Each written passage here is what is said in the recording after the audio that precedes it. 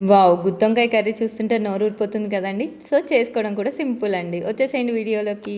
So, నేనైతే ఇక్కడొచ్చేసి పల్లీలు, కొబ్బరి, నువ్వులు, ఎండు పచ్చిమిరపకాయలు తీసుకొని మంచిగా ఫ్రై చేసేసుకున్నాను. సో, నూనెలో వచ్చేసి లవంగాలు, చెక్క, ఆనియన్, కరివేపాకు వేసి మంచిగా వేసుకోవాలి. మసాలా దినుసులు ఎక్కువగా కావాలనుకునే వాళ్ళు కొంచెం ఇంగ్రీడియెంట్స్ ఎక్కువగా యూజ్ చేయండి. అండ్ అల్లం వెల్లుల్లి పేస్టు, పసుపు వేసి మంచిగా వేయించేసుకోవాలి పచ్చివాసన పోయేంత వరకు. సో, దాని తర్వాత మనం కట్ చేసుకున్న ఏదైతే బ్రింజాల్ ఉంటుందో వాటిని మంచిగా 4 చీలికలు పెట్టేసుకొని ఆయిల్‌లో మంచిగా ఒక 5-10 మినిట్స్ మగ్గనివ్వాలి. సో, మనం ఏదైతే ఇంగ్రీడియెంట్స్ తీసుకున్నామో అవన్నీ మంచిగా గ్రైండ్ చేసేసుకోవాలి. వాటిలో మెయిన్‌గా వచ్చేసి టేస్ట్ అయితే ఇక్కడొచ్చేసి మనకు ఎల్లిపాయలు, కారం, ఉప్పు, ధనియాల పొడి అనండి మెయిన్ టేస్ట్ వచ్చేసి. సో, అందుకని అవైతే మనం గ్రైండ్ చేసేసుకునేటప్పుడే వేసేసుకోవాలి. పచ్చి ధనియాలు ఉన్న వాళ్ళేమో వేయించేసి నాకైతే ఇక్కడైతే ధనియాల పౌడర్ ఉంది కనుక డైరెక్ట్‌గా వేసేసుకున్నాను.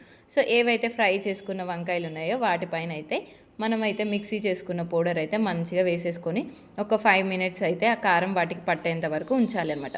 ఒక చిన్న ముక్కంత చింతపండు రసం తీసేసుకొని సో, వాటితో పాటు చింతపండు రసము కొన్ని వాటర్ యాడ్ చేసేసి మనం కాసేపు మగ్గనివ్వాలన్నమాట.